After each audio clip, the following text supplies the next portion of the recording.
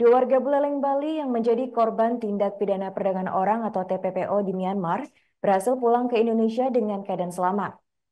Keduanya kini mengaku trauma akibat mengalami rentetan penyiksaan selama 8 bulan. Informasi selengkapnya akan disampaikan oleh rekan kami wartawan Tribun Bali, yaitu Muhammad Freddy Mercury. Baik, rekan Freddy, silakan untuk laporan selengkapnya.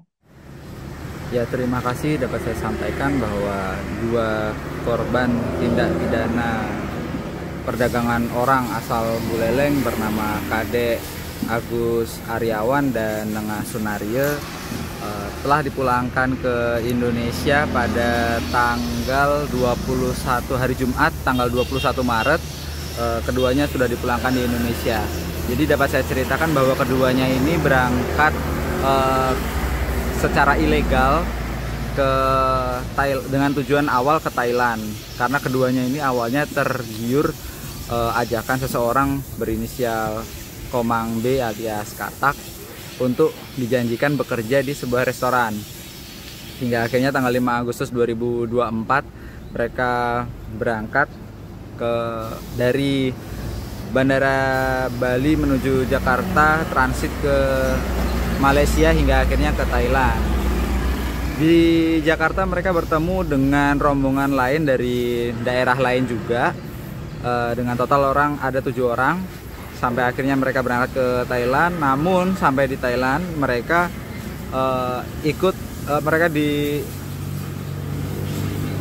menaiki jalur darat gitu. Jadi sampai Thailand mereka naik jalur darat menuju ke kawasan hutan. Di sana keduanya sebenarnya sudah merasa curiga, ada yang tidak beres. Namun setelah sampai di perbatasan antara Thailand dan Myanmar, mereka tidak bisa berkutik karena banyak sekali tentara yang membawa senjata. Demikian. Jadi mereka ini bekerja di suatu tempat di wilayah Myanmar yang sering orang sekitar menyebutnya dengan KK Park. Nah, di sana mereka dipaksa untuk menjadi penipu dalam tanda kutip love scam. Jadi mereka ini berpura-pura menjadi seorang wanita untuk mencari korban seorang pria untuk dikuras hartanya. Jadi korbannya ini, targetnya ini adalah pria-pria dari Timur Tengah seperti Irak dan Turki serta dari Rusia. Mereka yang jadi target adalah yang punya pendapatan per bulan di atas $1.000. Mereka nanti ditawarkan untuk review produk, namun sampai akhirnya uang dari mereka itu dihabiskan oleh sindikat penipu ini.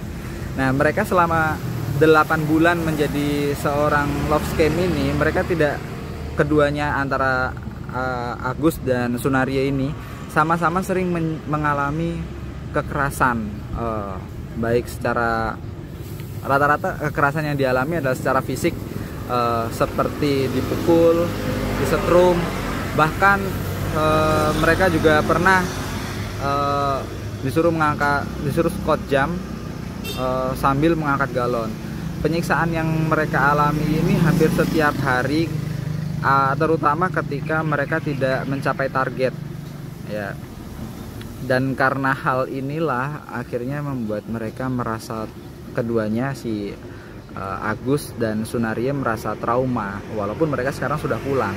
Dan dari pihak pemerintah sendiri sudah berupaya untuk melakukan pendampingan pasca trauma. Selain itu dari pihak kepolisian juga sudah berupaya untuk menindaklanjuti kasus ini, karena sebelumnya sudah dilaporkan oleh pihak keluarga dari masing-masing, dari keluarga Kade Agus maupun dari Sunario sudah melaporkan ke kepolisian pada September 2024 ketika kedua anggota keluarga mereka tidak bisa dihubungi. Dan saat ini dari pihak kepolisian masih sudah melakukan pemeriksaan, setidaknya ada 10 saksi yang sudah diperiksa.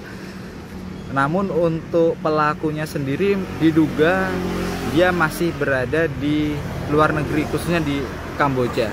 Demikian yang bisa saya laporkan. Terima kasih.